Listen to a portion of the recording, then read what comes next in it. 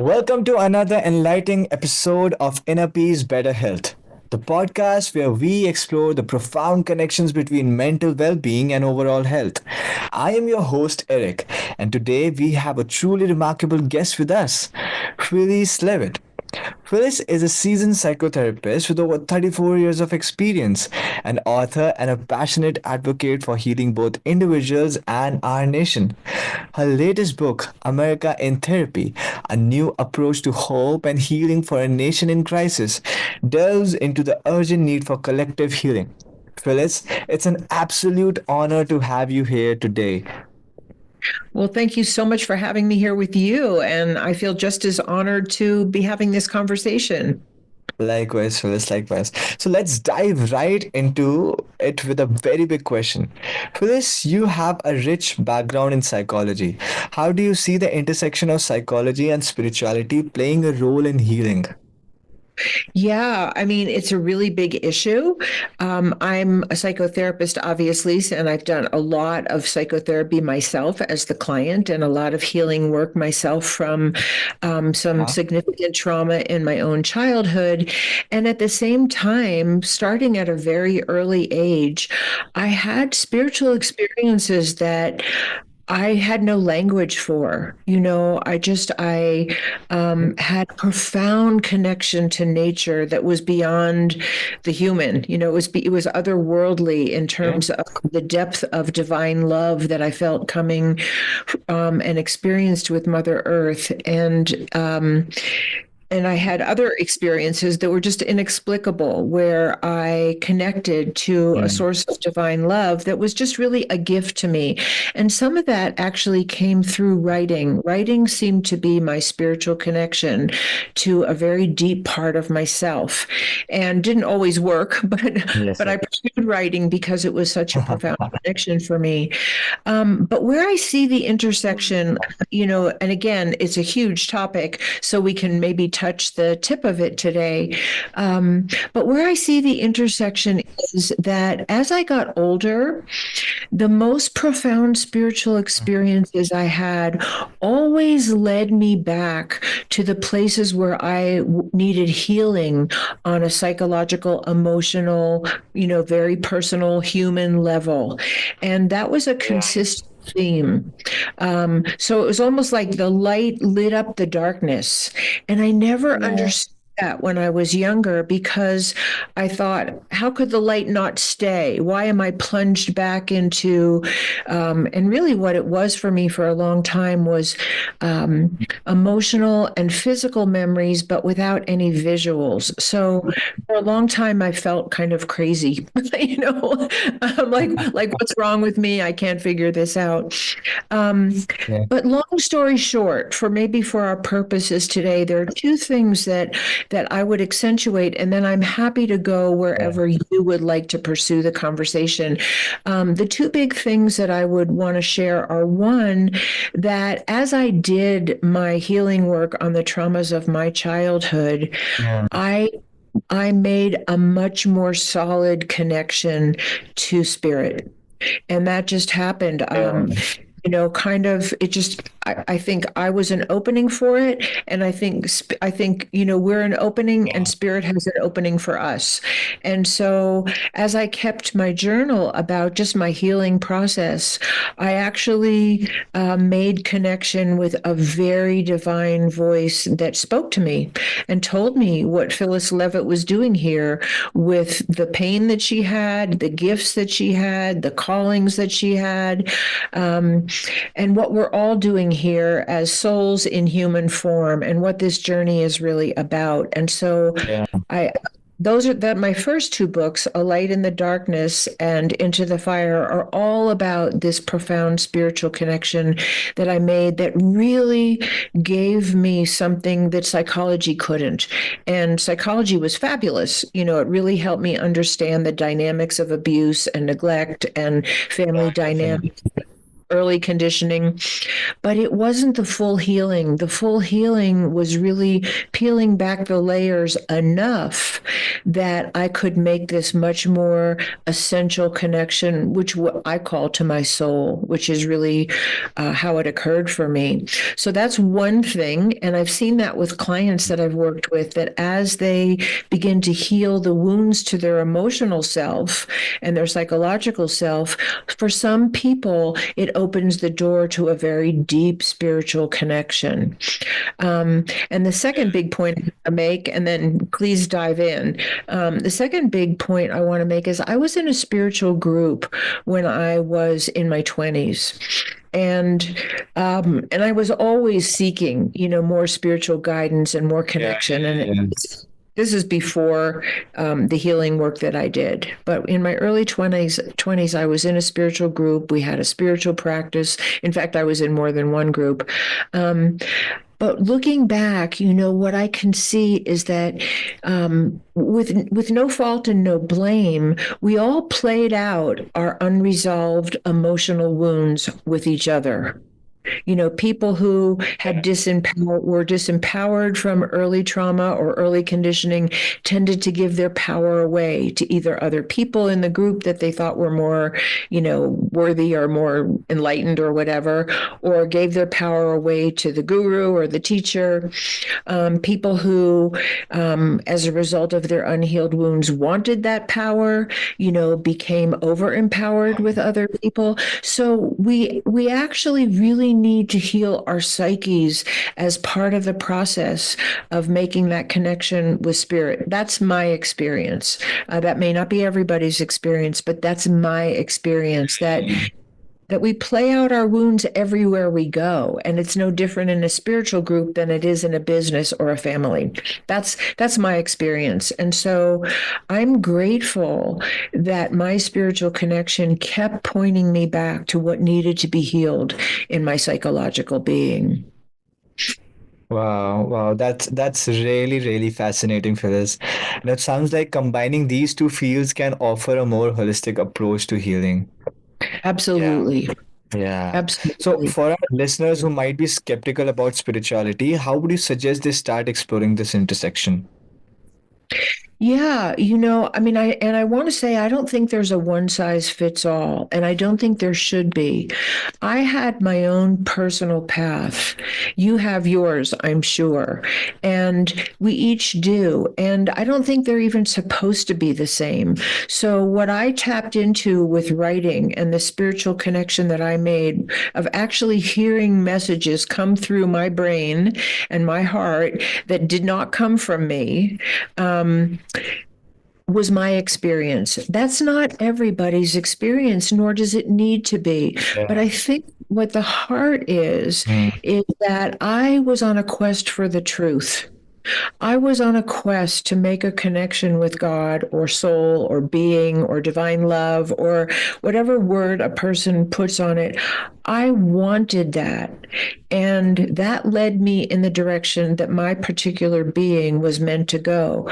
Other people might find it in their creativity, in their art, in their love for animals, in working with the climate, in being peacemakers on an international or local level. I think and this is one of the things I actually learned through my contact with spirit, was that we each have a different path. And part of the problem with unhealed psychology in people is that many people try to impose their path on somebody else. And I think that's a form of psychological violence, actually, against other people. We all have a different role to play. So somebody might find it through singing. They might find it through creating works of art, or they might find it just through being more loving with the people around them. And I think part of what is missing in a lot of the culture that I live in is that honoring of our diversity, whether it's the color of our skin or the religion or the gender that we have, or the way we pursue spirit. I think we need to honor that diversity. So for me, it was a writing process, and I'll share one gift with you. if it's helpful to Yeah, anybody sure. in the listening audience, and that is, I was always a writer, from a very young age. And as I said, that was one of the ways I made a spiritual connection. Um, but when I was a little bit older, a friend of mine said, there's a journaling process that she had learned that she shared with me. And that is, you just sit down with your pencil and paper or your computer or however you write, and you just ask a question of your highest self. Just like, why do I feel blocked around my creativity? Or why do I have such difficulty in relationship? Or how can I deal with my child better? Whatever the question is, big or small, that you just ask your higher self to share with you what it has to say. And then you just open and listen. And don't edit anything out, and just write down what you hear. And I did that. And this might not work for everybody, but it definitely does really create an opening for many people. And the very first time I did that, I heard an answer I could not have made up myself. And that has been my experience with writing in connection with this divine source. There's no way I could have received the knowledge that I got through that avenue. And as I said, it's different for different people. So somebody out there listening may not have that experience, but they may have it through meditation or prayer or chanting or communion with nature or their love of children or animals. Or, do you know what I'm saying? Like it comes through so Yeah, yeah, many yeah. sources, and we don't want to judge ourselves I don't want to judge myself if I don't get it the way somebody else gets it. And I don't want to judge them if they don't get it the way I get it. Mm, mm. Thoughts, Like feelings. I that's Yeah. yeah, that's wonderful. So, in your experience, what are some of the most common psychological barriers that prevent people from embracing their spiritual side? Well, for one thing, I think we have, which is very sad, I think in my culture anyway, and I can't speak for every culture for sure, but in my culture, Yeah. the split between spirituality and religion and psychology is very big. They're like two different worlds, and and I think that's very unfortunate because I think for many people there isn't even a belief that you could have as an individual person a profound spiritual experience where soul or God or divine love actually comes to Yeah. meet you where you are in your imperfection, and I will tell you now, I'm a very imperfect human being. I will be on a growth path for the rest of my life. And God and spirit and soul don't care because they don't judge. That level of consciousness is free of judgment. It really is all loving and all wise. And I think we have so much judgment of ourselves that we're not worthy, that we haven't done enough work, that I have to make amends and atone for all my sins. And yes, of course, I want to be a better person. I want to do it better this time than I did it last time. I want to be more aware of how Mhm. I treat myself and others. But that that experience of divine love is completely free of judgment. It loves us just the way we are. And because we don't love ourselves just the way we are, and we don't love others just the way they are, and most of us aren't taught that. I mean, I was taught to be judgmental, you know. Yeah. Really hard to break through that limitation, and really open the door to something that's divinely loving and wise for all of us. So that's one thing that I think keeps people is just our own self-condemnation and condemnation of Yeah. others, and holding ourselves to standards of perfection that most people can't meet, or I have to meditate 10 hours a day, or I can't eat this, or, like really holding, and I'm not saying that there's no value in spiritual practices, because there is. For many, many people, there's a great value in a certain kind of practice and a certain kind of meditation. I've meditated and I know the value of that. But there's also this perfection thing. Like, I can never be angry. I can never be upset. I can blah, blah, blah. Rather than how do we actually embrace our humanity and transform our consciousness by embracing our imperfect humanity? And that's what I learned. And I'm still learning. I'm still learning.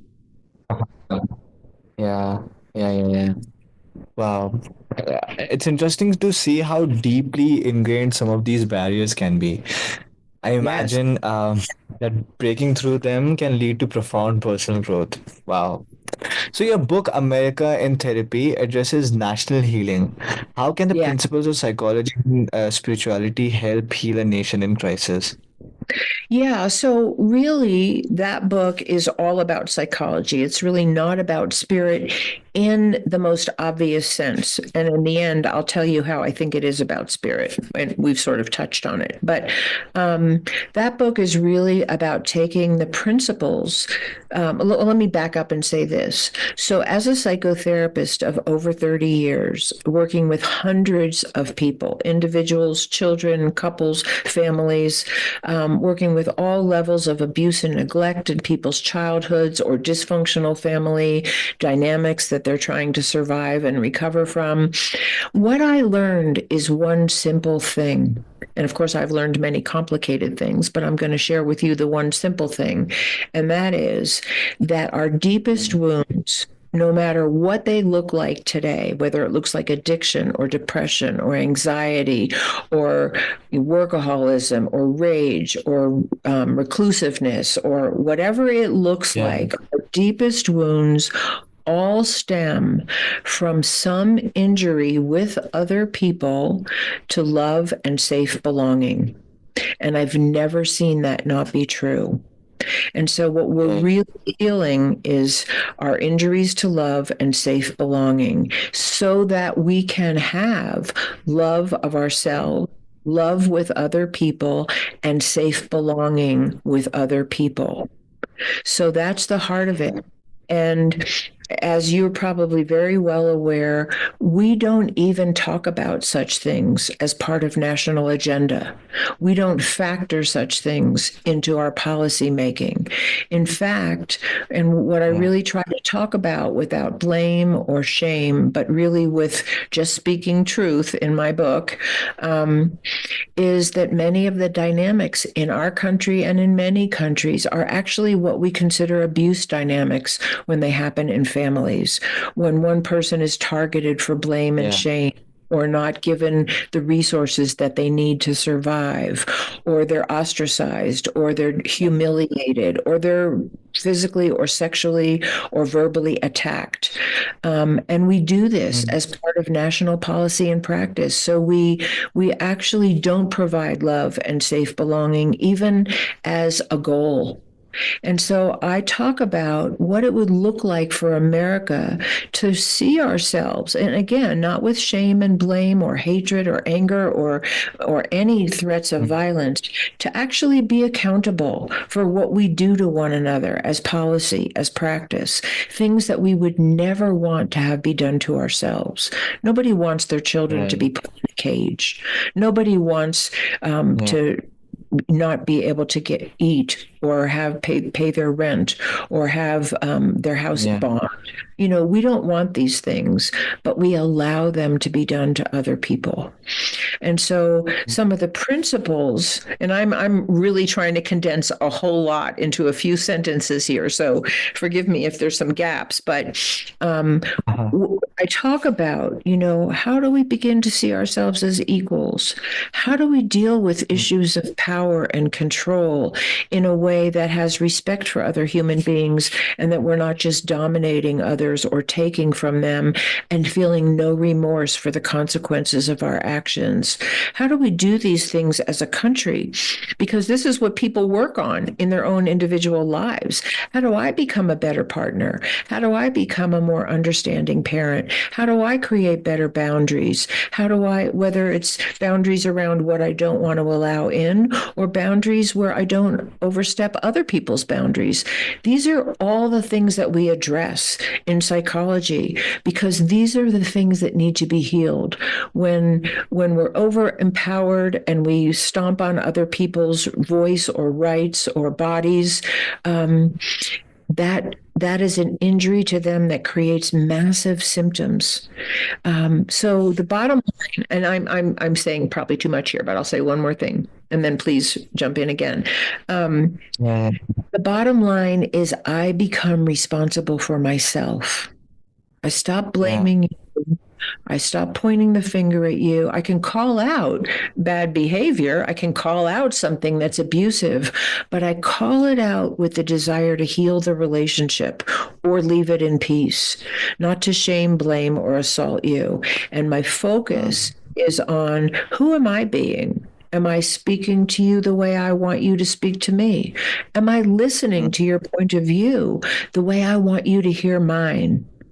Am I Yeah. making amends? Do I make amends? Do I take responsibility and say, that was wrong what I did, or I'm sorry I hurt your feelings, and I'd like to, apologize, and what can I do to make this better?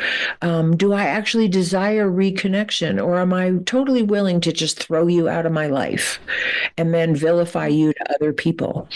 These are this level of psychological health and well-being, which really stems from healing whatever wounds set me up to be dysfunctional in my relationships, Yeah. is actually the foundation, I believe, for spiritual health. Because if we're playing out our wounds with other people or with ourselves in the name of God, what that ends up being, like religious wars and the Inquisition and religious persecution and excommunicating people from the church. And these are all psychological issues. They're not really spiritual, but we've believed that they are. Yeah. Yeah. Wow. That's really, really, really, really, really amazing. So you have worked extensively with abuse and dysfunctional family dynamics. How does Yes. spirituality play a role in healing from such deep wounds? Yeah, that's really a very interesting question, and I think many people would answer it from different angles. But I'll speak from my own experience. I think I needed psychological healing to really help heal my relationship to spirit, and I needed my relationship to spirit to help heal my psychological wounds. I think they work together. But I'll say it from the point of view of the second issue, which is how does spirituality help heal our emotional wounds? I'll just tell you, from my own experience, and this experience also I've witnessed with other people that I've worked with and that I know, is that I think that connection to a totally non what do you call it? It's not just non-judgmental, but it's unconditional love coming through your own heart and your own mind and lighting you up with that deep acceptance. So it's not just that you're forgiven for your, the things that you haven't done so well in your life, but you actually have the experience of knowing that you're more than that. You're more than your imperfections. You're more than your blind spots. And you're even more than your gifts. There's something within us that I believe that we can contact, and I think anybody can do this in their own way, Mhm. that there is God within us. it's not just God outside of us that bestows mercy on us. That God, if you want to say outside of us, and of course, these things aren't really spatial, lights that flame of the God within. And once you know that's there, you're more than your most imperfect manifestations. And more than that, I would say, but I think that's the beginning. Because I think our own self judgment and the judgment we heap on other people based on our own self judgment is really in the way of knowing our divine being. And once you have that experience, however you have it in your own way, I think it becomes clearer and clearer for people what their path is in life. For me, it was like my throat chakra just lit up with all of the communication I got from divine source. And I knew that my work in the world was to have a voice. My work in the world was to share my experience in my books and try to be of service with what love was bestowed on me. For somebody else, it's going to look completely differently. But I really believe that any kind of, if it's through meditation or prayer or chanting or communion, like I said, with nature, or delving into your art, or just, healing yourself and becoming more loving, however we do it, or maybe it is praying in church. I have nothing against that, or being part of a monastery or an ashram, or anything like that. I have no issue with any of that. We all find our way in our own way, but I really think that once you've begun to make a connection, there's inner guidance about what you're supposed to be doing with your life. And so many people feel lost today. They really don't know what they're doing. They don't know how to make a difference or what their soul really wants from them. And I think that connection to divine spirit, and again, however you do it, really is the real source of that guidance. And yes, you can get some of it from psychological healing as well. And when you put the two together, I think it's magic. Yeah. That's wonderful. That's wonderful. So, thank you so much, Phyllis, for sharing your wisdom and insights with us today. It's been an enlightening conversation with so much. This conversation had a lot of meat that our listeners and we all could like chew on, and I'm sure our listeners have gained a lot of from it.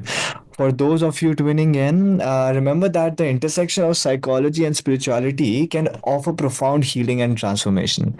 If you're interested in diving deeper, be sure to check out Phyllis's book, America in Therapy. And to our listeners, thank you for joining us on this journey towards inner peace and better health. If you enjoyed this episode, please subscribe, leave a review, and share it with your friends. Let's spread the message that healing and transformation are within everyone's reach. Until next time, take care and keep striving for that inner peace and better health.